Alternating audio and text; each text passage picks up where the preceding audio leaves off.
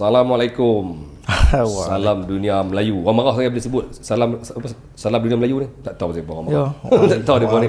Okey. Salam cikgu. Sihat tuan? Alhamdulillah cikgu. Cikgu macam mana, sihat ke? Sihat ke? Saya macam ni. Dia jadi macam orang tahu apa, dia kalut-kalut sikit. Tengah duk plan nak ubah suai rumah. Tu yang berwarau sikit ni. Biasa cikgu mak orang sibuk. Dia bukan sibuk, dia buat sibuk. Dia jadi macam benda tak ada apa, tapi duk sekalut nak buat benda tu benda ni kan. Ya.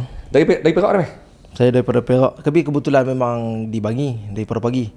Saya ni dah hampir 24 jam tak lena ni. Tak lena. Tapi Panglima tak apa. Ya tak? Dah biasa kan.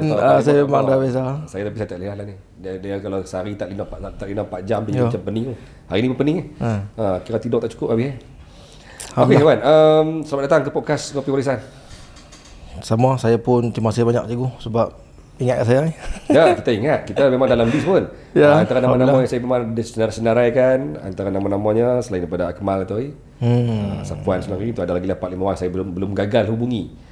Orang duk seru dalam komen. Tolong cari Ustaz Amin. Oh ya, betul. Tu antara yang perlu. Tak dapat ni. Perlu hadir. Kontak PA dia pun, PA dia kata sat lah, betul senyap terus. Aduh, kalau siapa yang mendengar podcast ni harap depa boleh sampaikanlah kepada mereka yang berhampiran ataupun yang kenal rapat dengan Ustaz Amin ni. Ramai seru nama dia. Dalam komen ni duk spam nama dia. Dia antara yang perlu adalah untuk kita orang Melayu, anak Melayu. Ya. Kena dengar apa yang dia kata. Siapa? Dia banyak yang berkaitan dengan Melayu. Benda yang kita sendiri pun belum tahu dan tak terfikir. Mana kehebatan orang Melayu dulu ada. Dan dia insya-Allah dia boleh kupas satu-satu. Itu penting tu. Okey, podcast Kopi Warisan pun memang kita punya mesej ataupun objektif kita mengangkat dunia Melayu. Alhamdulillah. Bukan silat sajalah. Betul. Semua bidang. Dan saya tapi sebenarnya saya panggil Safwan ni, tapi saya tengok tanjak ni macam kenal Ni tanjak balung ayam ke? Saya tanjak kreasi.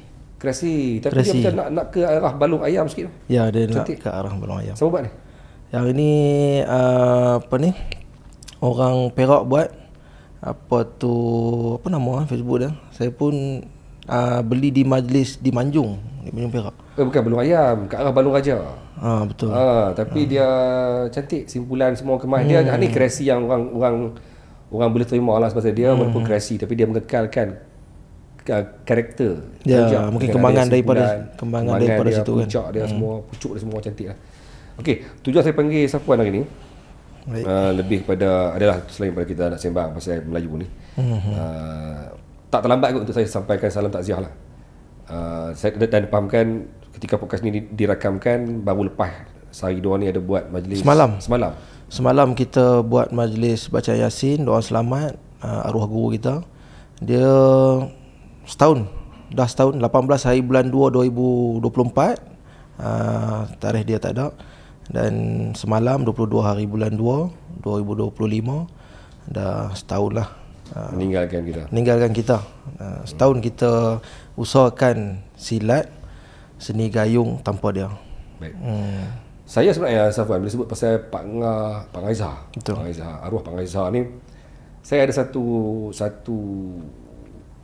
kenangan yang saya tak boleh nak lupa lah. Sebab saya ketika saya aktif dalam melaksanakan projek Gayung TV. Betul. Gayung TV, saya menjelajah ke seluruh negara, jumpa dengan guru-guru gayung lama. Yep. Dia antara orang yang terawal saya jumpa lah. Selain daripada time tu saya jumpa dengan arwah Cikgu Mat Jepun. Betul. Ipoh. Yep. Dia orang kedua, orang ketiga kot saya jumpa. Sebelum saya pergi ke jumpa dengan Cikgu Nordin. Dah arwah kan? Cikgu Nordin je. Semua saya pergi dah arwah kan? Betul. Boleh katakan sebenarnya Gayung TV tu Safwan. Orang kata masa saya mula-mula buat dulu, orang tak nampak dia punya kepentingan dia tau. Yep. Tapi lah ni bila dah seorang arwah kan, baru dia korek cari balik tau. Ya. Cerita Pak Ngaiza. Saya era cikgu buat tu saya mengikuti Gayung TV. Sebab bila arwah cikgu turun di Batu Kurau pun saya ada sama waktu tu kan. Jadi bila cikgu ke setiap guru lama dan hari ni bila dah tak ada, benda tu mahal lah. Benda tu mahal. Dia orang dah mula cari balik, korek balik. Antara saya ingat saya tak silap lah. Arwah Cikgu Mat Jepun, arwah Cikgu Nordin Perleh, arwah Pak Ngaiza sendiri, arwah Allahu Akbar Gurun. Allahu Akbar. Saya lupa rasa.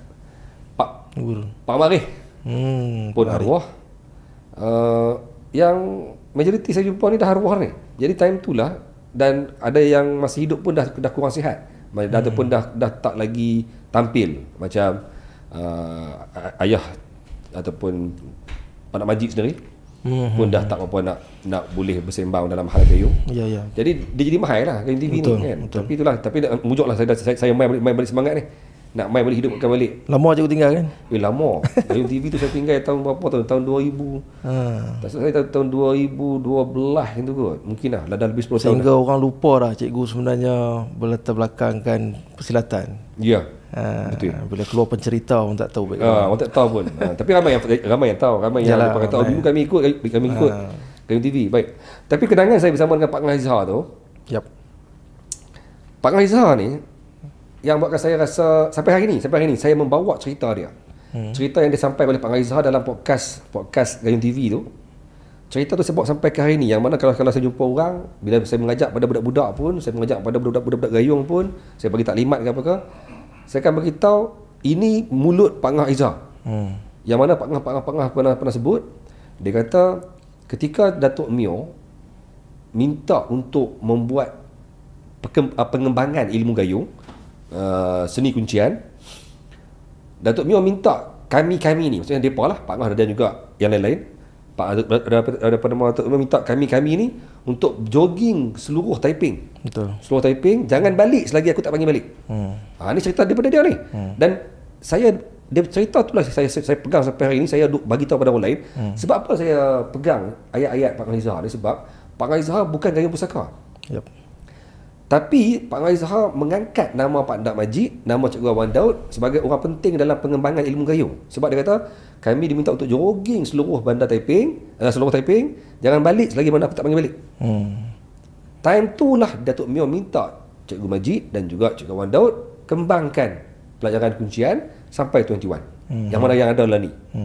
Benda tu agak mahal. Sebab agak mahal maksudnya, secara tak langsung Pak Ngazhar ni ataupun arwah sendiri mengesahkan bahawa Pak Ndak dan juga Cikgu Awang, dua-dua dia masih hidup, ialah orang penting dalam pengembangan ilmu gayung tu sendiri. Antara saksi hidup kan. Ya, saksi hidup dia. Jarang sebenarnya. Dia apa tahu?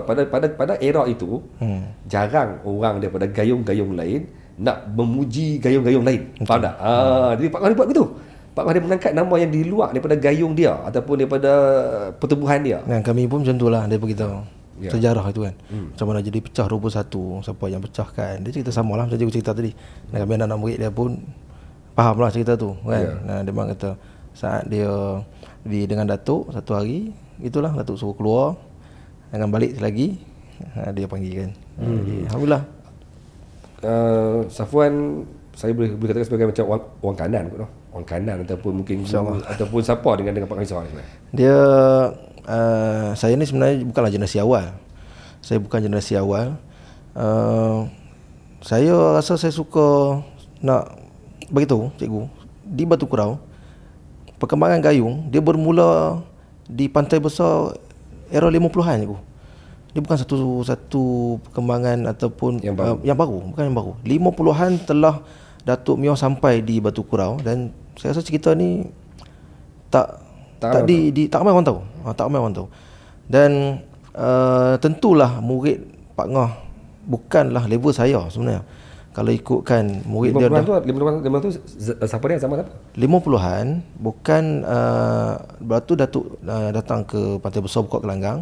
Pak Ngah ni generasi kedua. Generasi pertama macam Pak Yamin apa semua tu. Arwah Pak Yamin semua. Dan rakan suku yang lain lah. Dan Pak Ngah ni generasi bawah sikit pada tu. Dan berkembangnya gayung di sebelah Batu Kurau ni sehinggalah Pak Ngah ni mengusahakan pada di Batu Kurau sehingga hayat dia lah 2024. Dia bawa lebih kurang dalam tahun 60 sehinggalah habis hayat dia. Dan perkembangan gayung di situ, orang gayung di sebelah Batu Kurau sebenarnya ramai. Tapi tidak tersebar cerita ni. Sifat orang Batu Kurau ni cikgu, dia orang lama-lama dululah, orang tua dulu. Dia memang tidak menunjukkan diri. Paling di Batu Kurau ni. Kalau kami di Batu Kurau ni, sejarah kita dengar guru di Batu Kurau ni banyak silat dan pakar-pakar persilatan di Batu Kurau. Tidak ni juga lari juga dan siling gayung. Ada guru lama di situ tapi dia tidak menonjol. Sehinggalah Pak Ngah orang nampak dia yang lebih aktif untuk kembangkan gayung di Batu Kurau. Itulah alhamdulillah orang kenal Pak Ngah. Dan saya ni kalau cikgu tanya saya tentang orang kanan, hujung usia Pak Ngah dan generasi sampai generasi saya dengan arwah bermula 99. Oh, azan lah. Okey. Selesai. Kita buat podcast ni malam. Jadi ni jarang ni first time, bukan first time. Kali kedua saya buat podcast saya awal. Selalu pukul 10 Ustaz. 10 malam Ustaz.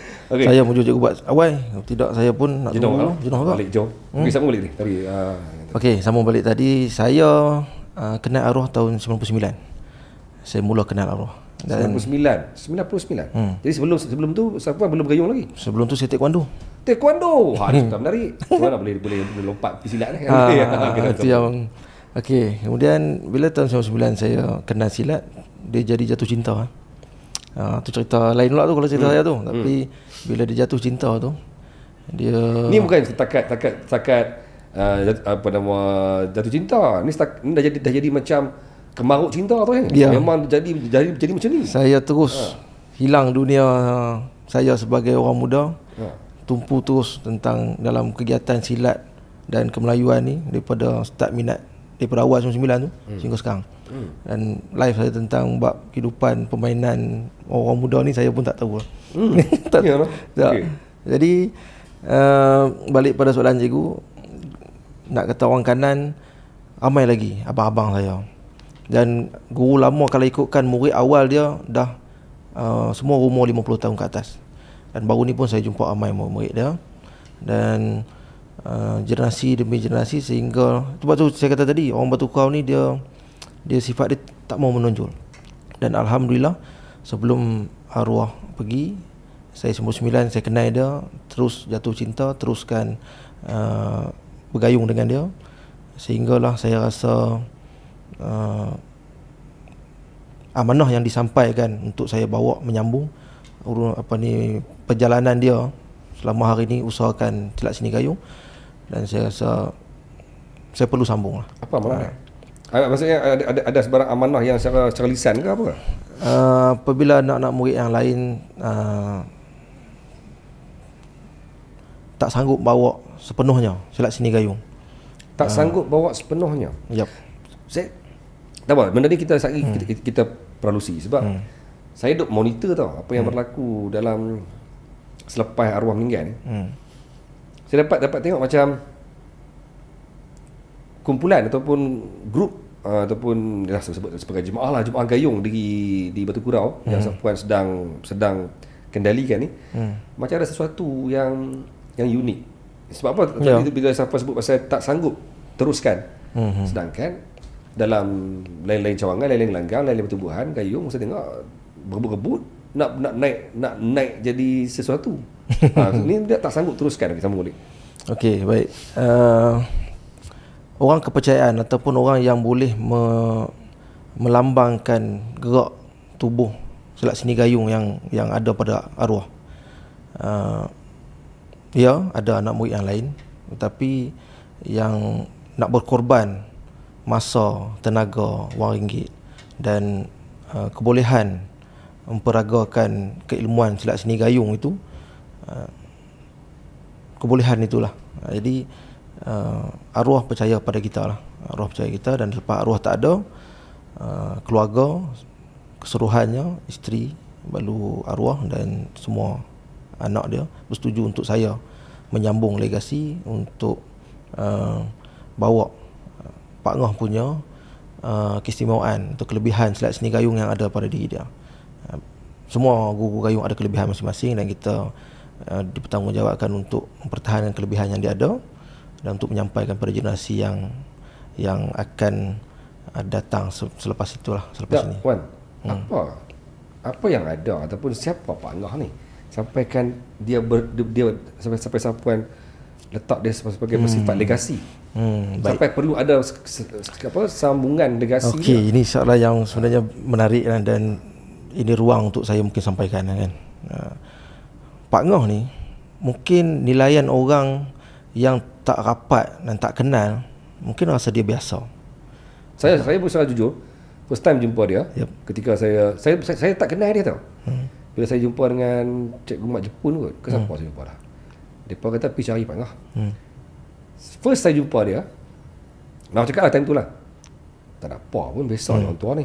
Nak bandingkan kalau kita jumpa dengan cikgu orang Daud, orang nampak dengan gaya dia kan, Pangah ni style dia sembang pun apa tak.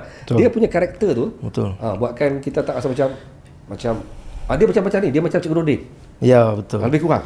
Dia pandai menyimpan kuku dia. Ya. Sama boleh. Siapa Pangah ni? Jadi yang mengenali rapat dia akan tahu kehebatan dia. Salah satu yang saya kagum dari itu, dia boleh menyimpan kerahsiaan kehebatan dia, kebolehan dia. Jadi anak murid dia yang generasi awal sampai kan dah berpuluh tahun tak tahu yang dia boleh buat sesuatu yang luar biasa tu. Apa dia? Antara kalau kisah-kisah yang kita dengar depan mata murid dia pernah angkat pokok terbalik tintang jalan. Angkat pokok terbalik? Yup. Maksudnya pokok yang tumbang, pokok tumbang dia boleh alih. Dan pokok apa ni? Pokok besar? Pokok besar lah. Oh tu dia. Pokok besar yang melintang jalan. Pokok kecil yang dia sekarang ni. Lebih kurang kalau kata kita bukan mampu kederat tenaga kita lah. Kalau kita pun kena pakai crane lah. Okay. Betul. Okay. Dan tapi saya tak kagum lagi yang bab tu. Itu cerita abang-abang saya. Dan saya sendiri bila dia menyampaikan sesuatu keilmuan, tengok ni, sesuatu perkara yang saya tengok, saya rasa ini bukan dia jadi secara semula jadi. Apa dia? Dia adalah satu perkara yang dia sendiri menguasai keilmuan dan latihannya tu. Apa dia tu? Antara kekuatannya adalah jari dia. Oh, jari dia. Kenapa jari dia? Jari kaki dan jari tangan. Jari tangan dia kuat. Dia belian kot? Ya, lebih kurang pelajaran. Dia menguasai ilmu belian? Yep. Okay. Dan dia tak buka. Orang kenal dia dalam belasan tahun pun tak buka. Dan saya ingat dia tak ada benda-benda tu. Banyak bila dia buka sesuatu, Pangah, ini luar biasa. Dan tak ada anak murid dia yang boleh sanggup amal latihan yang dia buat. Latihan itu berbentuk fizikal atau rohani? Fizikal dan rohani. Oh, dua-dua sekali. Dia nak turunkan? Dia nak bagi ke apa? Ada. Dia bagilah. Dapat kot lah. Nanti share sikit. Okay. Jari kita habis bengkok lah cikgu. Untuk dapatkan jari dia hampir sama panjang. Jari sama? Jari Pangah. Oh, hampir sama panjang. Setiap ruah-ruah buku dia ni besar. Dan dia boleh pumping semua jari dia ni boleh menampung berat badan dia. Bola satu ni boleh lepas? Bahkan boleh jadi macam ni pun boleh, macam ni pun boleh. Satu ni boleh ni pacak. Dan dia pernah buat satu pukulan yang pada saya, yalah, bila kita tengok kekuatan jari dia tu kan, kita nak cerita pun tak erti je. Bila kita nak tunjuk pun jangan tunjuk, saya roboh ni. Tapi saya kagum sebenarnya. Saya jarang bercerita tentang hebat guru ni sebab dia sendiri pun merasakan kehebatannya. Tapi saya memang bila dia bercerita dan dia tunjuk sesuatu hal yang boleh katakan saya rasa tak ada pada guru lain. Tak ada pada guru lain. Dia rahsiakan. Tapi kenapa dia tunjuk ketika itu? Hanya pada yang layak, hanya pada yang dia rasa kena dengan masa dia. Kena dengan masa. Dan pada orang-orang dia tunjuk tu selepas Sapuan berapa lama bersama dengan dia? Saya dia mula buka. Kalau dengan saya, dia mula buka. Saya kenal 99, dia mula buka lebih kurang tahun 2007, 2008 macam tu. Dah buka dah? Baru dia buka. Mana lebih kurang 9 tahun? Betul. 9 tahun dengan dia. Dan dia buka dan dia sampaikan. Yep. Ramai tak yang dia sampaikan ilmu tu? Wallahualam. Tapi apa yang kita tahu tak ramai lah. Tak ramai. Dan saya tak boleh katakan orang lain tak ada, saya ada. Yang itu saya tak boleh cakap. Sebenarnya Safwan, Pak Ngah ni dia adakah sepenuhnya berguru direct dengan Datuk Mio ataupun macam mana? Ya. Dia berguru direct dengan Datuk Mio. Sebelum tu dia banyak guru. Yap, sebelum tu dia banyak guru silat. Dia pernah juga tomoy. Bila dia kenal arwah Datuk dan dia tumpu pada Datuk Mio. Ni yang syok ni. Yang Pak Ngah daripada tomoy. Pi sepenuhnya pada gayung. Safwan pula taekwondo. Tiba-tiba sekarang ni jadi feel in love dengan silat selepas mengenali silat, selepas melipat. Safwan jadi feel in love dalam silat selepas mengenali Pak Ngah ke selepas kenal silat? Sebenarnya apa yang buatkan Safwan jadi macam betul-betul melekat dengan silat? Dia dari segi saya, hari pertama saya datang kelas silat, saya taekwondo 5 tahun sebelum saya kenal silat. Bila masuk sekolah menengah, saya pindah sekolah. Ada seorang kawan baik saya yang saya kenal. Yang lain semua tak kenal lagi. Hari esokkan tu hari pemilihan kelab silat. Saya masuk dan antara taekwondo dengan silat, kita nak pergi silat, kawan kita nak pergi taekwondo, kawan kita nak pergi silat sebab dia tu cucu pada tok guru silat juga. Jadi saya ni kalau pergi ke taekwondo aku tak ada kawan. Jadi saya pergi ikut dia. Saya dulu ceritanya saya waktu saya kecil, saya sangat orang yang sangat penakut. Saya sangat penakut. Lawan dia berani. Dengan aku lempang. Allah tak mau ulang kata tu. Siap baik. Ramai orang tak tahu. Ramai orang tak tahu kita cikgu. Saya Datuk. Aduh. Saya ni jadi insya-Allah bila saya kenal gayung, hari pertama saya datang, buah kunci senior buat buah kunci 9 latihan kunci 9. Waktu tu bengkung hijau, dia start habis buah 7 dia akan belajar ke 9, 8, 9, 10. Dalam gayung Malaysia sama ke dengan Malaysia buah ni? Betul. Dia panggil apa, bukan pasung, dia panggil apa? Apa ni? Dia panggil apa nama dia? Itu 8. Sini 9 sini kan? 8 belakang. Apa dia panggil? Melekat maut. Melekat maut nombor 3. Betul. Tapi lebih kurang sama lah. Okey, lepas tu. Jadi dia tangkap yang itu, saya rasa berbeza sangat dengan taekwondo. Saya kata memang tak ada lah. Dan saya rasa macam boleh ke aku pergi ke tahap ni kan? Ya. Lepas tu balik fikir takut nak pergi minggu depan kan? Dalam masa yang sama saya rasa minat. Ni kat sekolah? Kat sekolah.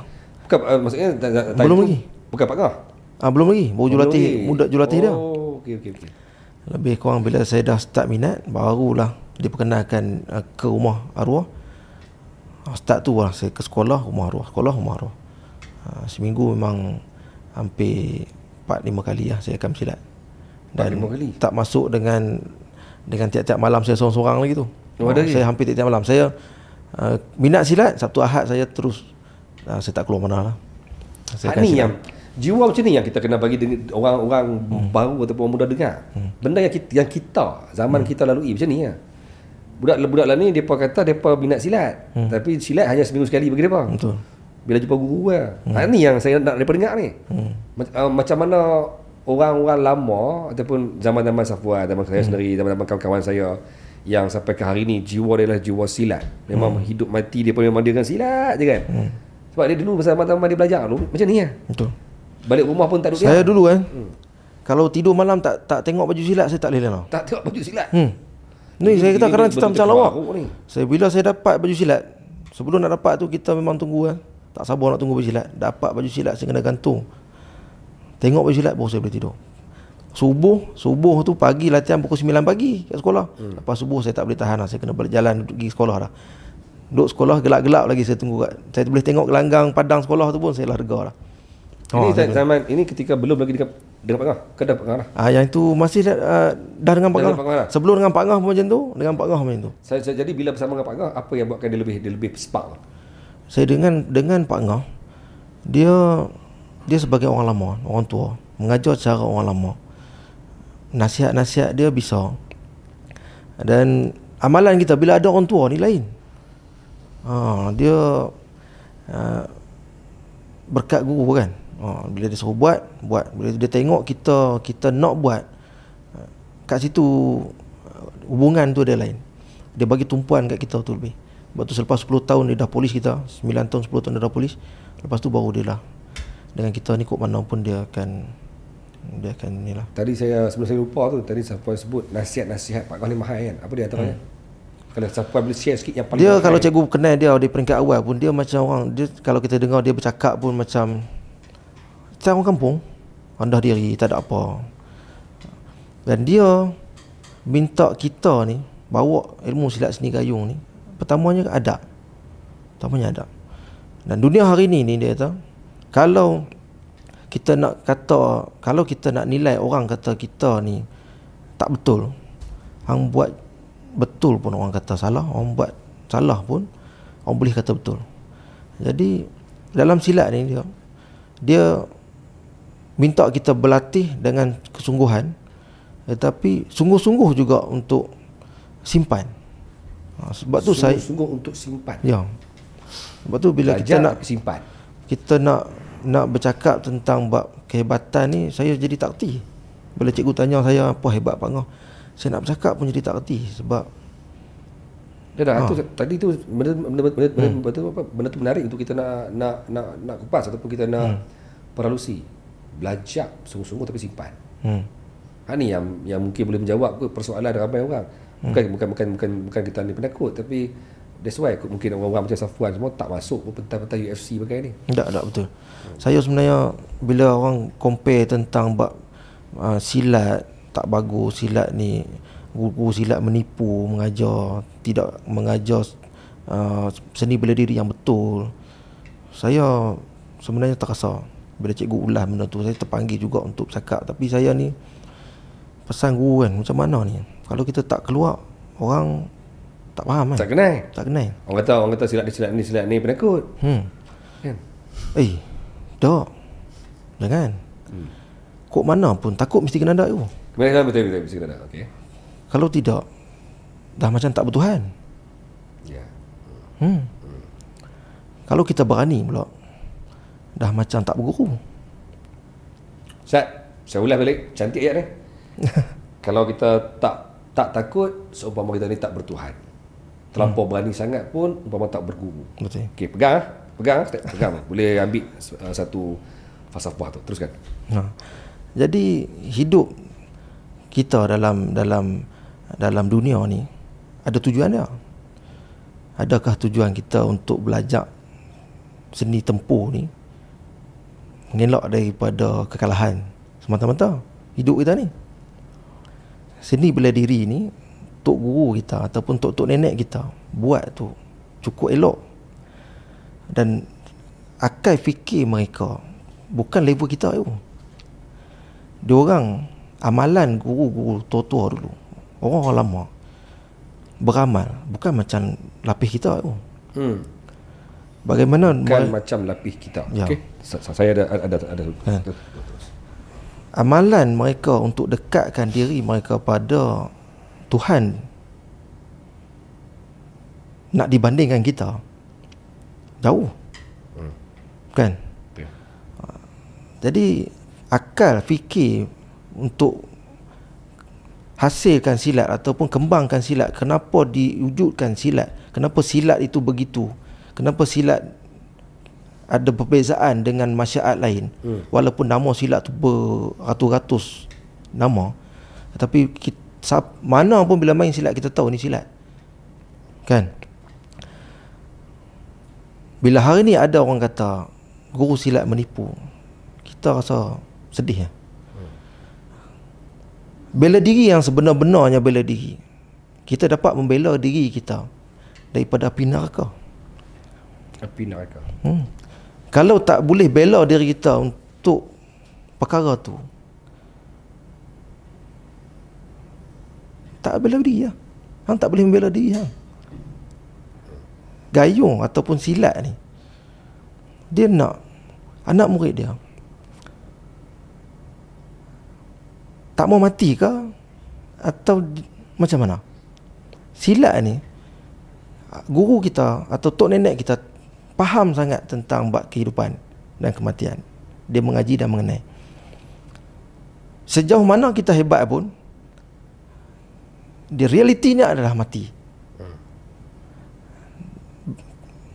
Silat itu adalah satu alat saja untuk menyampaikan faham yang jika kamu boleh membela diri kamu daripada azab kubur, azab api neraka, itulah sebenar-benarnya bela. Bela dia. Hampa yang dengar podcast hari ni, tolong buka minda dan tolong telan dengan hati yang ikhlas. Sebab saya yakin ada yang akan terus mencebik, yang akan terus mencemik, yang terus mencemuh, yang mengatakan bahawa depa tak berani naik pentas UFC, tak berani naik pentas MMA, maka wujudlah cerita macam ni. Adakah pentas UFC itu adalah realiti pertempurannya? Itukah yang bagi depa mungkin, sebab depa nampak itu yang real, nampak depan mata. Bagi yang melakukan tabir ni depa tak tahu pun yang sekian orang lama kita yang dah pernah bagi tumbang 40 orang, depa tak tahu macam cerita orang tak tahu dulu. Baim Kulim berentak dengan 40 orang dekat pekan Bukit Selambau. Depa tak tahu cerita tu. Depa tak ambil tahu, bagi depa yang nampak kat TV ni yang nampak profesional. Okey, itu bagi cikgu cakap tadi, itu bagi depa mungkin. Mereka mengatakan MMA adalah realiti cara bertempur, bukan cara gayung tumbuk, melangkah kanan tumbuk kan, melangkah kanan tumbuk kanan. Ataupun cara kita ni salah, kita ni menghafal, koreografer merancang. Okey, kalau dia kata MMA itu, ni kita bukan kita nak merendahkan siapa-siapa, tetapi kalau cikgu kata jika pendapat mereka itu yang real, itu pendapat mereka. Pendapat kami tak boleh dengar ke? Kan? Pendapat kita sebagai orang silat tak boleh dengar ke? Dan kita berpendapat sebagai orang silat bukan untuk menafikan kamu. Okey, pendapat apa orang silat? Orang silat, kalau kau bercakap tentang reality, tadi kita kata, okey, MMA adalah reality fight. Adakah kalau orang silat kata reality pertempuran itu bukan macam tu, janganlah canggah, sebab kau boleh bagi pendapat dan kita pun bolehlah bagi pendapat. Dan kalau pihak saya kata mewakili pihak saya lah, saya tak mewakili pihak silat atau mana-mana gayung, tapi kata kalau saya sendiri, saya kata reality dia bukan macam MMA punya fight. Reality fight. Ni kalau cerita pasal bab reality ya. Cuba kita sama-sama fikir. Cikgu juara jago MMA, mungkin level Khabib. Saya orang tak pernah bersilat, dan tubuh saya pun mungkin bukan macam ni lah, sangat kecil dan sangat lemah. Atas ring semua orang boleh jawab siapa menang, tetapi reality kalau kita berlawan dekat depan laman kita, saya takkan nak bertumbuk cikgu cara boxing, cara MMA, cara jiu-jitsu, cara apa saja yang katanya reality tu. Dia reality ni apa cikgu? Kalau saya nak lawan dengan cikgu, saya ambil batu, apa yang ada? Saya ambil kayu, saya ambil apa yang saya ada, saya ambil lastik. Kalau saya ada lastik, kalau saya ada panah, saya ada mungkin panah-panah ni. Ni minta maaf cakap. Itulah reality. Itu lebih reality kalau nak sembang pasal reality pertempuran. Saya, kalau saya turun ke tanah, kalau saya turun ke mana-mana tempat, orang budak tak reti apa, kan, nak baling batu kat kita pun belum tentu boleh elak. Betul. Lepas tu kita nak cerita apa, yang tumbuk siapa paling betul, tendang siapa paling betul, kilas siapa paling kuat, ni buat apa? Tak? Betul. Tok nenek kita mengatakan silat ini baik untuk umat ataupun baik untuk anak bangsa dia. Jangan kita fikir akal kita rendah. Akal kita level takat atas ring je ke? Akal tok-tok kita amalan depa lain, amalan depa jauh. Akal depa Allah bagi ilham dan dia orang mengenai diri depa. Bahasa depa tak bukan bahasa kita. Dan hari ni pasal kita nak menafikan. Kalau itu kerana silat jasa dulu, kerana jasa guru-guru tok-tok nenek kita tu, Berapa ramai orang berani turun ke tanah, berani turun bertempur, berani turun ke medan. Kita ingat hari ni kita boleh bertinju, kita ada keberanian nak turun perang ke? Tanya dalam-dalam tu. Perang ni bukan macam kita pakai baju jihad tau. Bangga pakai baju jihad sana, bangga pakai baju fighter sini. Kau nak turun ke padang, kalau kau tak ada amalan yang kau berani hadap Tuhan kau, kau yang takkan pergi untuk mati, kau takkan boleh pergi punya. Mati, Kau akan lembik lutut situ punya. Ya. Betul tak ibu? Faham tak maksud saya? Di situ dah realiti. Ya, setuju. Tapi itulah biasalah. Nak buka Tapi ini pendapat kita, bukan kita nak menafikan dia. Bukan, saya tak kata pendapat Safwan tu bercanggah pun. Saya rasa depa pun faham yang mana realiti pertempuran sebenar ialah realiti yang berlaku berlaku yang tanpa sedar, yang tiba-tiba orang serang kita kan. Jadi saya setuju, tapi biasalah. Benda ni perdebatan pasal kenapa silat tak masuk pentas ring MMA sebagainya, itu sebab saya rasa itu tak dapat kita nak tutup mulut depa tu. Bagi saya dah mula cemuih, dah mula muak, dah mula malas nak ulas pasal benda ni. Betul. Duk bandingkan silat kita ni dengan Jojo lah apa betul. semua. Sebab tu saya tak mau ambil action benda ni. Yes. Okey, tapi tadi Safwan, saya tadi kita banyak sangat kita skip ke depan. So saya rasa saya nak patah skip balik. Okey. Tadi Safwan sebut pasal yang pertamanya bersilat zaman Pak Ngah, zaman orang-orang terdahulu sangat berbeza dengan kita. Kita. Apatah lagi dengan anak-anak murid kita. Yep. Dan apatah lagi dengan mereka-mereka yang sedang baru masuk silat dalam 2 bulan lepas. Betul. Apa yang maksud Safwan berbeza tu? Baik. Keikhlasan mereka dan keikhlasan kita. Keikhlasan mereka, kalau kita tengok tok-tok nenek kita beramal ataupun hidup mereka secara Melayu itu bagaimana? Hidup kita sebagai Melayu itu macam mana? Bagaimana hidup mereka yang terdahulu sebagai umat Islam bagaimana? Bagaimana pula kita hidup kita hari ini sebagai umat Islam? Kan? Jadi perbezaan keikhlasan amalan ketika dahulu dengan keikhlasan hari ini, bukan saya menafikan tak ada, tetapi orang dulu dia punya ketaatan ataupun memahami tentang taat pada Allah dan Rasul, nombor 1. Nombor 2, ibu ayah. Nombor 3, guru. Hari ini bagaimana kita faham tentang bab ketaatan tu? Kan? Jadi bila mereka beramal sesuatu berdasarkan lafaz janji ketaatan tu, maka keikhlasan beramal itu tak sama. Kita berkehendak, kita amal sebab mungkin nak tujuan. Mereka lain. Ya. Ketaatan pada guru. Okey.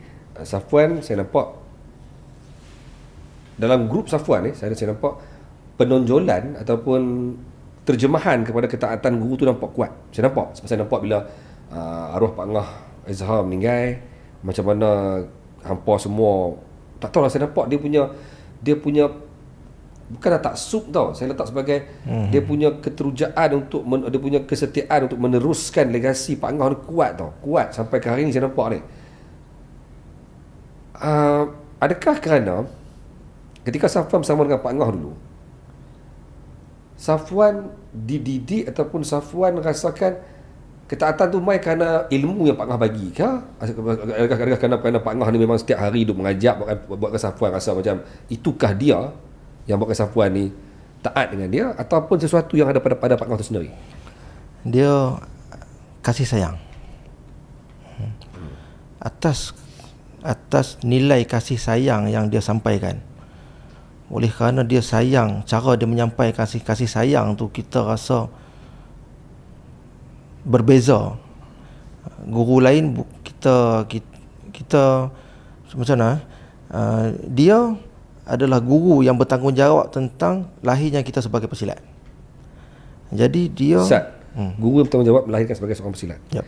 Adakah maksudnya segala ilmu yang Safwan dapat daripada buah 1 sampai buah 21, pentah lah apa semua, kuncian semua ni, berarti memang tangan Pak Angah sepenuhnya ataupun Pak Angah ni ialah orang yang mencetuskan diri Safwan sebagai seorang pesilat?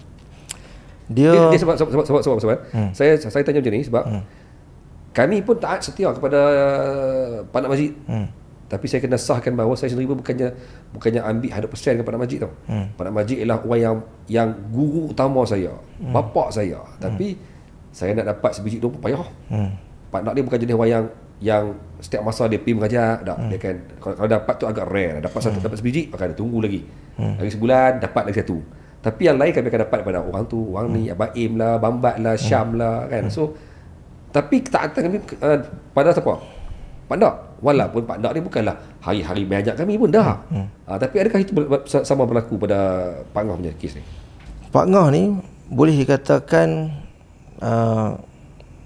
sepenuhnya saya dengan dia. Dia mengajak semua. Okey, cikgu pun kenal saya. Player Malaysia 9 tahun di. Ya. Jadi bila kita keluar dan kita tak boleh nafikan lah, kita jumpa ramai masyarakat, banyak masyarakat, kawan-kawan kita yang masyarakat lain, dan kita orang yang pengamal masyarakat, mestilah sangat-sangatlah berminat untuk berkawan ataupun belajar dengan masyarakat kawan-kawan kita yang lain. Okey. Dan bila berbalik pada cikgu kata tadi, adakah saya ni sepatu-patus daripada Pak Angah? Apa yang saya belajar di luar, saya balik ke dia dan kita tanya, Pak Angah, saya lepas itu pergi sana, dia beritahu teknik mereka gini. Bagus teknik tu. Dia boleh makan kok ni boleh. Kalau nak kemas lagi cara mereka tu macam ni boleh. Dia kupas balik apa yang kita ada. Jadi faham tak cikgu? Dia membantu untuk kita memahami tentang seni pertempuran tu. Jadi Safwan Gayung sepenuhnya dengan Pak Angah ataupun ada orang lain mengajak juga? Ada sampingan. Kalau zaman dulu awal-awal saya tu senior lah yang membantu dia untuk menyampaikan silibus awal. Lepas tu tangan dia. Tapi kupasannya main pada Pak Angah sendiri? Kupasan semua dengan Pak Angah. Anak murid dia tidak mengupas sesuatu, menyampaikan. Okey. Jadi tadi bila Safwan sebut pasal zaman itu, depa zaman tu dengan kita pun dah berbeza. Saya setuju lah kau. Dia kata perjuangan lah kot. Tadi bila Safwan sebut macam mana Pak Angah ni dia kerja apa? Dia kalau usia dia dah dia pernah merantau dulu jadi guard kilang security, bawa escort jongkong mas trailer, escort depan belakang. So dia ni orang di Penang, orang kategori senang? Tak. Dan lama dah dia berhenti dan duduk di kampung, usahakan cara kerja kampung lah. Jadi anak-anak murid yang duduk belajar dengan dia duduk rumah dia? Ya, duduk rumah dia, ulang-alik rumah dia lah. Makan minum dia bagi Yap. Keadaan susah dia tu. Sama. Itu tadi saya kaitkan. Sebab apa? Safwan kata perjuangan orang dulu. Pak Angah sendiri, Safwan kata bukan senang. Tapi dia besarkan anak-anak silat. Maknanya kasih sayang tu lah. Betul. Kan? Perjuangan mereka perjuangan yang ikhlas pasal silat. Macam Pak Nak Majid lah. Dia bukan senang bawa teksi. Tapi dia benarkan anak-anak Gayung duduk dengan dia. Dia jaga saya sendiri antaranya, yang dia jaga, dia bagi makan semua. Jadi kita tak boleh nak lari. Kita macam mana keadaan sekalipun. That's why perjuangan saya risau Safwan, perjuangan orang zaman Pak Angah, orang zaman Pak Ndak, orang zaman Cik Awang, orang zaman-zaman tu akan terhenti mungkin pada era kita kot. Contohnya sebab apa? Sebab Pak Angah ni, Pak Ndak dan sebagainya, depa ni ada legasi kerana depa mewujudkan legasi. Betul. Dengan kasih sayang depa. Dengan kesetiaan anak-anak murid depa. Kita anak murid depa. Betul. Yang setia dengan depa. Tapi bila pergi ke bawah nanti, anak murid kita pula tak rasa macam mana kita yang kita rasa. Betul. Yang kita rasa yang kita ni dibesarkan oleh Pak Ndak, dibesarkan oleh, dia pernah dijaga oleh Pak Ngah, Pak Reza, diberi ilmu dan sebagainya. So anak-anak murid kita hanya ambil silat. Betul. Dia ambil silat, kan? Betul. Jadi generasi ataupun silat sebagai satu cara hidup, sebagai satu kesetiaan itu akan hilang pada generasi selepas kita. Saya nampak dah hilang dah. Sebab depa dah tak nampak macam depa tak nampak dah macam mana yang kita rasa. Betul. So bila kita nak explain pada generasi baru, nak explain apa yang kita lalui dulu, Feel tu tak sama. Tak sama. Dia tak faham. Dia cuma dengar cerita. Dengar cerita lama. Oh, dulu Cikgu Azrul duduk macam ni, Safwan duduk macam ni. Tapi kami dia tak ada nak connect. Macam mana dia hidup ni? Kan? Jadi that's why saya rasa silat hanya akan berbentuk silat lah. Pertandingan lah. Masuk silat untuk pertandingan lah. Walaupun Safwan macam mana? Dah berapa tahun? 9 tahun. Dengan tim Malaysia. 9 tahun tim Malaysia. Safwan nampak tak benda tu? Dulu Safwan ada dalam tim Malaysia. Tapi adakah Safwan berenggang dengan pertubuhan? Tak kan? Tak. Saya setiap kali cuti, Sabtu Ahad habis Jumaat latihan, memang saya shoot terus balik. Sabtu Ahad memang dengan dia. Awal pagi balik ke MSN, terus training. Pakai kasut training pagi hari Senin. Itu dah rutin. Saya tak pernah hari Sabtu Ahad berjalan ke KL pun semua tu tak ada. Safwan setuju kalau saya kata pada zaman itu Safwan balik kampung akan cari Pak Ngah dulu? Ya, memang. Kadang-kadang mak ayah pun lambat sikit. Pasal apa? Pasal sampai tahap tu. Sedangkan saya sendiri Pak Ndak ajar utamakan mak ayah. Salam tu tangan mak ayah dulu. Dia bukan kita membelakangkan mak ayah. Ya. Dia bukan membelakangkan mak ayah. Kita tak rasa kita membelakangkan mak ayah. Tapi kita cari depa dulu. Pasal apa? Pasal kita tahu mak ayah tu tak pergi mana. Ada tu. Kan? Betul. Sekali kita mesti jumpa ya. Anak kita mana pun anak aku juga. Gitu. Betul. Tapi dengan guru dia kadang-kadang dia merajuk, sekali dia buang dia. Risau. Sekali dia buang kita Kan? terjalan. Betul. Mak ayah tak nak buang ke mana kan? Good, Pak Ngah ni garang. Sebenarnya tak pun. Tak garang? Tak. Kalau waktu zaman dia muda, Allah alam. Tapi waktu 99 saya kenal, dia tak garang. Dalam ilmu gayung, Datuk Mio dia memecahkan beberapa kelebihan kepada pelbagai anak murid dia. Betul. Ada yang hebat dalam kerih, parang, cindai sebenarnya. Pak Ngah ni dia dapat tang mana? Dia dapat dalam kehebatan mana? Okey, kalau dari segi permainan senjata, kerih. Kerih. Kerih. Apa yang Safwan boleh simpulkan permainan kerih Pak Ngah berbeza dengan, jangan sebut orang lain lah, cuma apa yang special yang kerih bila Pak Ngah main? Okey. Satu kedudukan tapak dia. Tapak kerih berbeza dengan tapak senjata lain. Cara dia pegang kerih, tapak tu pasal apa? Dia tak sama dengan kedudukan tapak senjata lain. Kalau dia tak pegang kerih pun, tapak tu kita tahu tapak kerih. Dia bergerak macam mana pun, kerih mainan dia. Dan satu yang berbeza, kalau kita biasa tengok pelajaran orang lain tikam kerih, dia keluar dan Pak Ngah ke dalam. Pak Ngah ke dalam. Oh, saya biasa begitu. Yap. Dia ke dalam macam mana tu? Dia akan hentak macam tu dan baru dia akan twist. Oh. Jadi dia pernah tunjuk kat saya dekat buah pisang, dekat batang pisang. Twist keluar dan twist ke dalam, dan apa beza keluar, apa beza ke dalam. Dua-dua tu dia tak kata salah, tetapi dia memilih untuk ke dalam kerana itu lebih beri manfaat kepada kita. Okey, Pak Ngah ni pakar main kerih. Safwan sendiri, kalaulah Safwan bukan dalam golongan, okey sebelum tu, adakah Safwan kenal sifat kerih?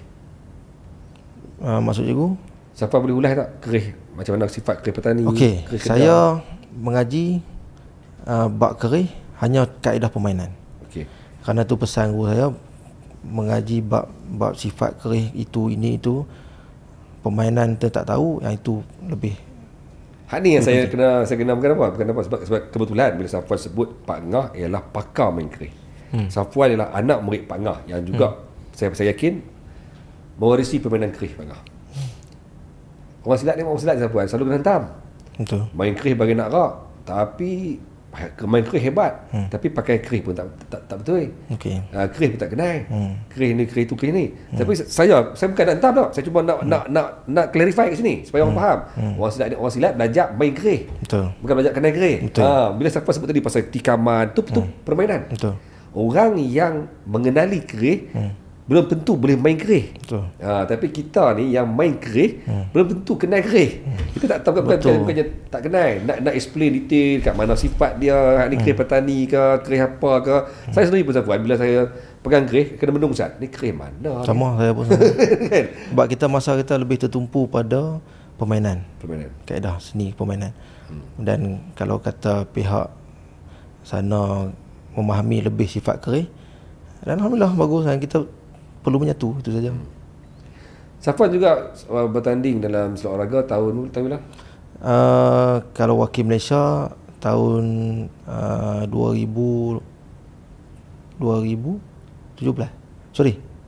2009. 2008. 2008 saya masuk. Saya last 2015. Main silat olahraga? Silat olahraga kelas G. And then Safwan juga sekarang ni ialah, kalau mungkin orang yang tak tahu, saya kena abang, ialah seorang saudagar kuda. Saudagar tu tak juga. Penternak kuda tu ya. Okay. Saudagar ni macam dia bisnes kuda kan. Tapi dah buka ladang sendiri kan. Ada pusat latihan. Ada pusat latihan, ada pasukan. Dan juga ramai tak tahu seorang juara dunia memanah berkuda. Betul. Kenapa tiba-tiba daripada silat dia pergi ke arah tu? Dia selesai 2015 sebagai atlet silat. Terus terang saya cakap, saya kecewa dengan sukan silat. Dengan sukan ataupun dunia silat? Sukan silat. Sukan. Dan oleh kerana jiwa kita adalah jiwa Melayu dan jiwa peminat. Siapa bawa tim? Yap. No. Saya habis 2015, saya silent 2 tahun. 1 musim ke 2 musim. Baru saya akan bawa tim. Pahang dengan Perlis.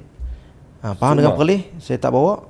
Next baru saya bawa. Semua Pahang semua boleh. Tak bawa. Okey, semua boleh. Okey, kemudian waktu saya menyepi 3 ke 4 tahun dalam dunia silat itulah saya mengaji bab memanah dan berkuda. Guru Akmal Dahlan itulah guru saya lah yang bertanggungjawab. Akmal Dahlan sebagai guru yang bertanggungjawab tentang kemahiran saya memanah dan berkuda lah. Dan habis permainan ataupun atlet silat, memang naluri hati ni saya rasa saya nak pergi kepada sukan sunnah, memanah, berkuda dan kalau boleh berenang lah. Kalau boleh berenang. Berenang? Sebab saya orang tak pandai berenang. Tak pandai berenang. Sama. Dan alhamdulillah hari ni masih lagi tak pandai aku. Sama. Tanya anak saya. Saya pernah jatuh, bukan jatuh, dia suruh saya apa scuba, snorkeling pun pakai tuang gas tu. Mengelupuk. Panik. Betul. Sampai buat saya lompat ambil tu. Kita tak malu kata tak pandai, sebab nanti bila kita berlaku dalam situasi itu senang orang tahu. Bukan. Saya punya alasan Pak Nak Majid tak ajak. Okey. Dia tak ajak ilmu. Sebab guru kita tu bukan guru renang lah. Dia tak ajak ilmu renang. Okey, sama boleh. Okey, insya-Allah. Lepas tu mendalami ilmu memanah dan berkuda, saya rasa tenang dan dia merubah sifat saya. Daripada sifat yang kelang kabut, daripada sifat yang baran, daripada sifat yang bila kita belajar silat ni, cikgu sedia maklumlah, jiwa muda, ilmu gagah, dia berasa besar kan. Orang tengok orang kecil je waktu tu lah. Jadi tambah pula kita angin dengan situasi-situasi silat waktu tu. Jadi saya tinggal sekejap, Allah takdirkan untuk saya bersilat, memanah dan berkuda. Memanah sahaja tidak berkuda, sifatnya lain. Berkuda sahaja tidak memanah, sifatnya lain.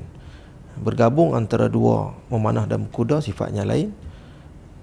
Dan boleh jadi kupasan saya, memanah, berkuda, berenang dan bergusti itu keempat-empatnya lain sifatnya, dan bergabung keempat-empatnya adalah satu sifat yang sepatutnya ada pada setiap insan umat Islam.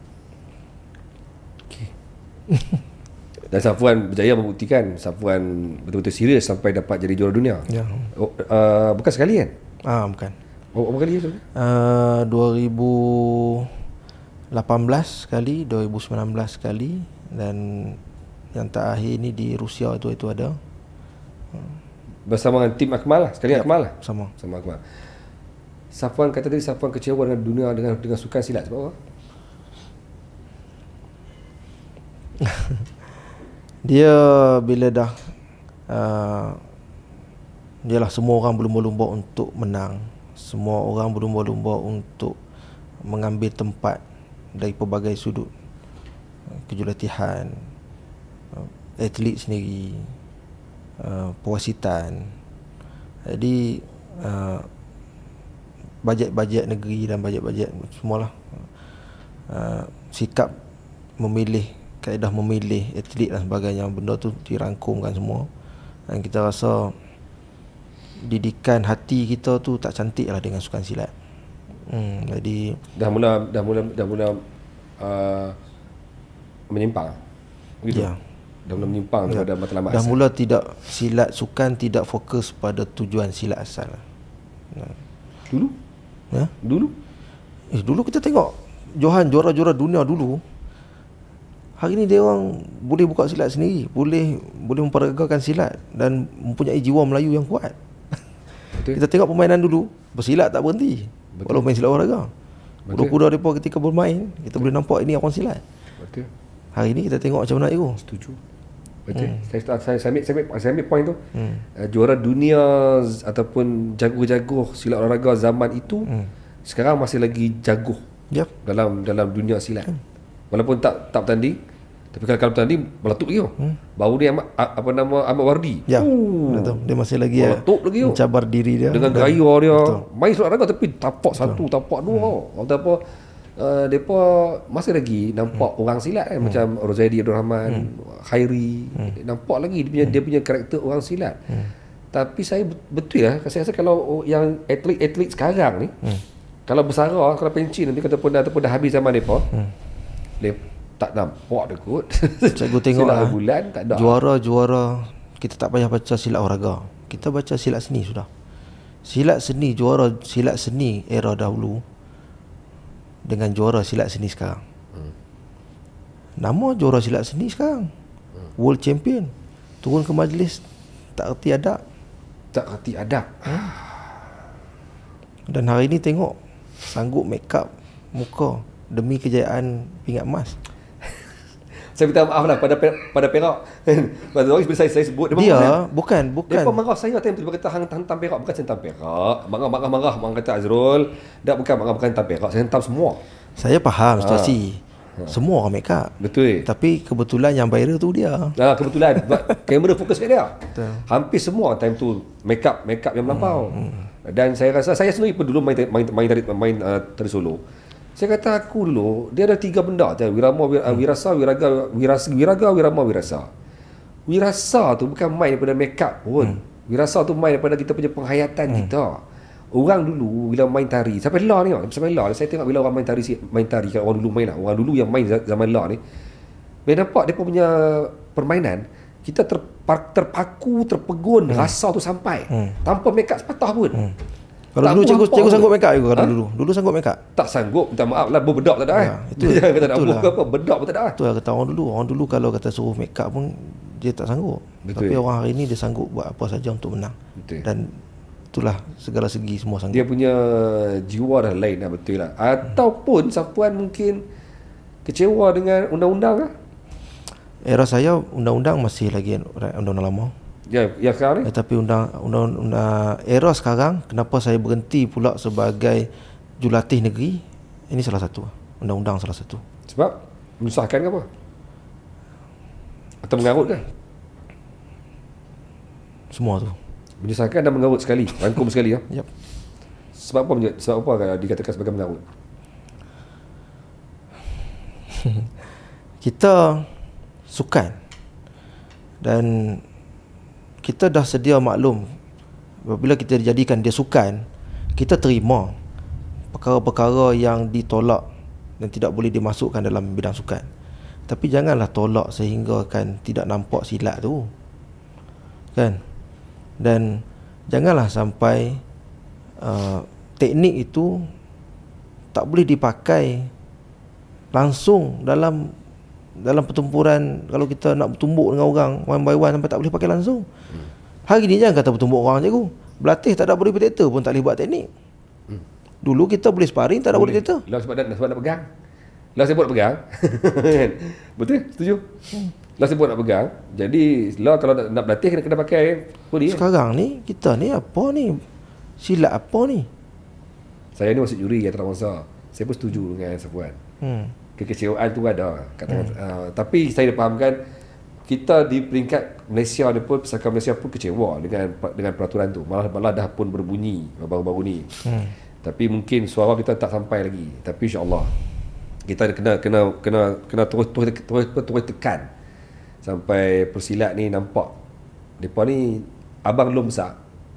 Kita ni adik Walaupun sebenarnya realitinya Malaysia tak ada kalah. Patutnya Malaysia tak boleh mengalah. Dan dia kena tahu di Indonesia lebih banyak kecederaan yang sedang berlaku dengan undang-undang baru. Di Indonesia, yes. Saya dapat difahamkan ada yang mati pun dah ni. Yep. Kan, kalau kita satu, saya rasa dia orang lebih pada tu dah. Ya. Okey, sebab kita pergi satu soalan lagi yang terakhir, patah balik sikit pada cerita pasal Pak Ngah ni. Baik. Pada penghujung usia dia lah, ada tak Pak Ngah ni kongsikan sesuatu yang siapa rasa paling bernilai, yang siapa rasa Pak Ngah bagi ni benda yang sangat-sangat siapa tunggu ke apa ke? Saya dengan dia, saya tak ada perasaan satu-satu perkara yang saya nak tunggu lah. Tapi satu tanda yang saya rasa menjadi pegangan saya adalah penyerahan bengkung lah. Penyerahan bengkung terakhir 5 orang yang dia bagi sampaikan, dan 5 orang inilah yang menjadi tanda nilai pengharapan dia untuk bawa silat Seni Gayung. Dia punya pelajaran yang disampaikan. Dia cerita dia, kita bukan taksub, tapi cikgu duduk dengan Pak Ndak. Pak Ndak pukul berapa pagi mengajar, cikgu sanggup jaga. Kita anak-anak murid dengan arwah, sampai pukul berapa pagi dia menjaga. Dan pelajaran yang dia bagi berbeza, boleh katakan berbeza dengan gayung pusat.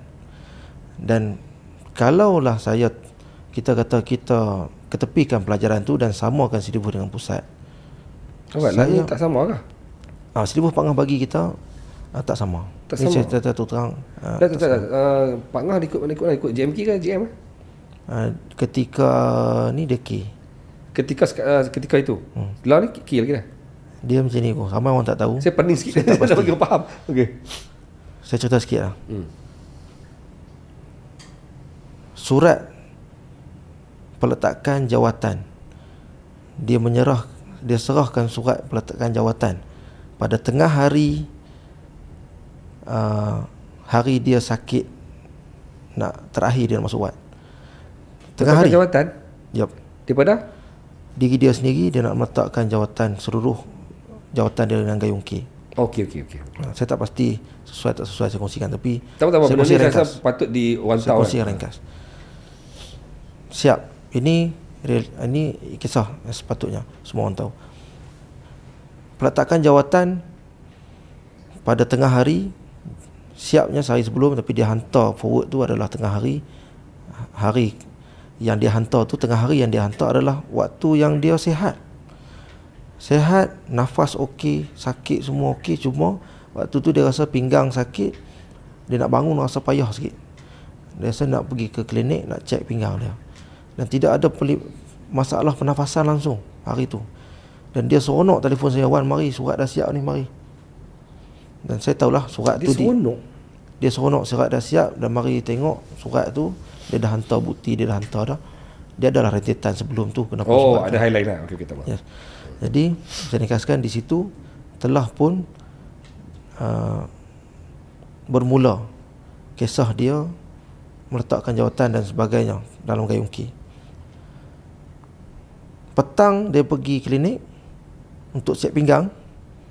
Malam balik lepas maghrib, tak ada makan ubat, nafas sakit. Dia bertahan sehingga 5 pagi. Dia masuk wad, seminggu roh pergi. Dan cerita kenapa surat itu dihantar dan dia memilih untuk meletakkan jawatan, cerita tu A to Z saya tahu. Dalam perjalanan rentetan semua saya tahu. Saya tak pernah mengasuk dia. Dan yang letak jawatan saya tahun sebelum tu, saya dah letak jawatan. Dah letak jawatan lah. Tapi saya letak jawatan cuma masih lagi bersama dengan K. Yap. Proses awal lah. Lepas jawatan. Tapi jawatan. Masih lagi mengikut gayung K. Okey. Betul. Dan dia pergi, legasi selepas itu kita tak boleh nak teruskan kerana bukan pilihan dia lah. untuk dia nak ke arah tu. Jadi sekarang ni legasi Pak Ngah ke arah GM? Tak. Jadi kita mungkin akan beli kedai kaki sendiri lah. okey. Kita Lagipun pelajaran Pak Ngah pun memang tak sama sepenuhnya dengan sepenuhnya tu tak lah, dia masih lagi gayung. Tapi silibus yang sikit-sikit sama lah, silibus yang bawah, tapi yang di atas merah ke atas ni lain. Lain sebab Pak Ngah create sendiri lah? Bukan. Dia asal gayung, dia macam ni. Sebab tu saya kata gayung di Batu Kurau 50-an dah ada. Tahun era 50-an, 50 something lah. Bukan satu tahun yang baru. Ya. Perkembangan gayung di situ, kita dengan arwah Pak Amin, Pak Yamin semua tu, keilmuan silat seni gayung di Batu Kurau ni dia tersendiri. Ya. Kerana kita kata sejarah teratai di situ. Sejarah teratai itu di situ mula puncanya. Di situ. Dan banyak lagi benda yang di situ puncanya. Benda tu jadi amalan. Hari ni kita bukan nak kata sana betul atau sini salah atau sana betul. Gayung tetap gayung. Cuma nak tapak gayung, tak tapak gayung. Cuma mungkin dari segi yelah, mungkin maksudnya Pak Ngah bawa satu keilmuan yang datang daripada sebelum silibus tu di structure kot. Mungkin lah.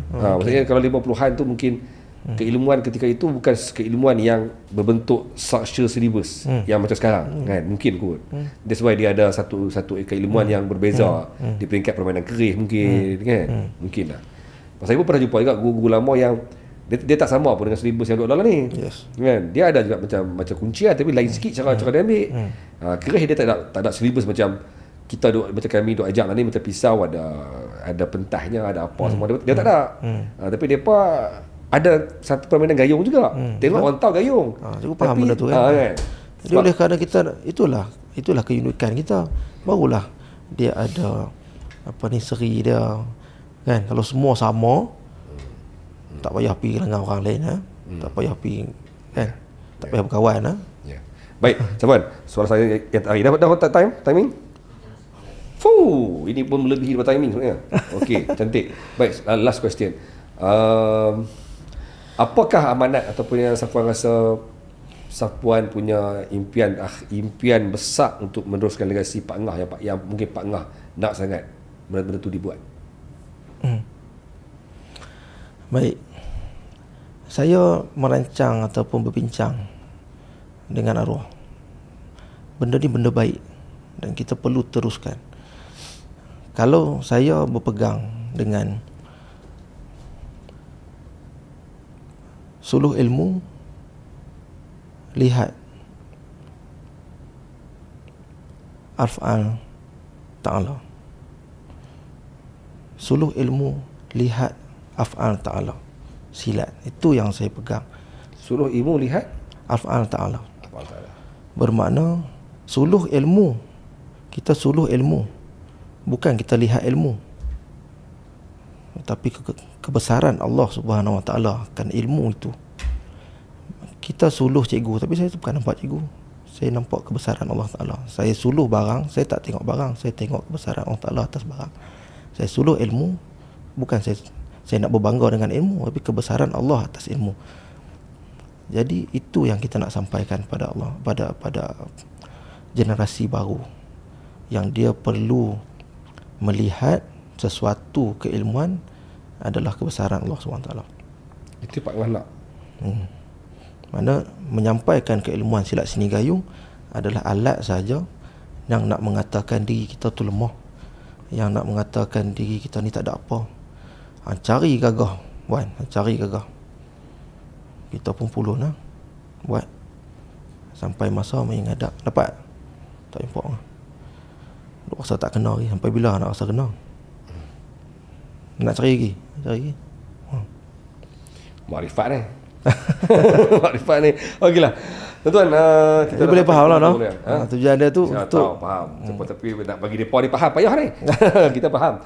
Okey, apa nama, itulah dia saya sebenarnya mengenali Safwan ni, macam Safwan seorang yang saya hormati daripada zaman saya kenal. Ramai orang tak tahu kita kenal ya. Ramai kita kenal. Tapi bila saya kenal, kadang-kadang saya pun rasa, dia ni bila main garang sungguh. Teringat lagi ni dekat nilai kan. Dia mengamuk, dia serang kat belakang meja KP. Aku ingat aku dah kawan baik, aku nak pergi tenang, sabar. Hang pun sama. Oi, macam ni kata. Cikgu pun sama, cikgu. Tapi kita faham lah.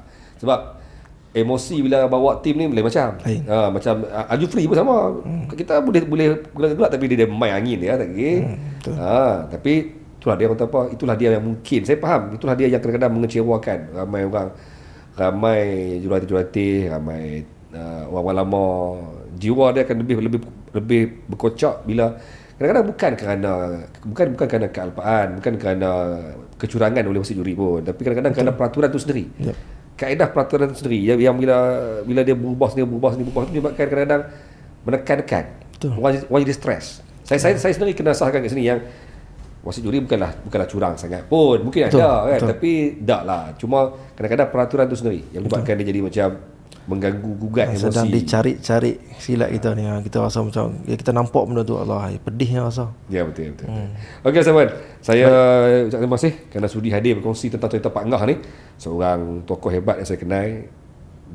Saya tak kenal dia lama, tapi saya rasa begitu lama membawa suara dia. Sampai hari ini saya sahkan.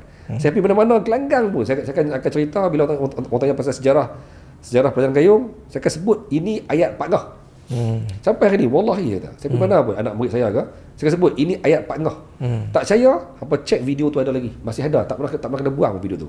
Jadi Pak Ngah ni saya respect kerana walaupun dia bukan main pada game pusaka, jarang sebenarnya orang daripada silat ataupun pertubuhan lain nak mengangkat nama Pak Ndak. Saya rasa dua orang tu je yang saya interview ramai-ramai, dua orang je yang sanggup ataupun berani mengangkat nama Pak Ndak, Pak Ngah dan juga arwah Cikgu Mak Putih, Mak Jepun lah. Betul. Dia yang cerita, dia sama, dia cerita yang dia pergi ke stadium Darul Aman, dia tengok Pak Ndak tu, dia rasa macam wuya. So selalunya daripada pertubuhan lain dia takkan cuba angkat nama Datuk Majid ni, sebab bagi depa Datuk Majid seorang yang dianggap sebagai petualang bagi depa. Allah. Tak apalah, kita anak murid dia terima lah kan. Okeylah Safwan, terima kasih kerana sudi hadir. Sama saya pun terima kasih aku. Kalau dapat akan datang main lagi insya-Allah, dan semoga sukses dalam berbagai bidang. Lah ni dah makin aktif. Alhamdulillah dengan itu ini, semoga sukses insya-Allah. Alhamdulillah. Kalau ada peluang kita nak pergi lah ke ladang di Batu Gurau tu, ada datang aku insya-Allah. Datang. Tengok akademi kita. Ya. Boleh terima nasihat. Apa yang tak kena boleh bantu kita kat sana. Okey, siaran ni podcast ni akan bersiaran mungkin 4-5 hari ataupun mungkin seminggu sebelum raya. Jadi saya ambil peluang, ambil kesempatan. Alang-alang kita dah duduk sini. Selamat Hari Raya pada semua, dan semoga maaf saya batin, dan semoga semua orang dapat pahala puasa yang penuh, dan insya-Allah raya tahun ni raya dengan baik, dan juga semoga ingatlah perjuangan orang Melayu untuk mengangkat abata agama bangsa tanah air. Terima kasih. Assalamualaikum. Waalaikumsalam. Terima kasih.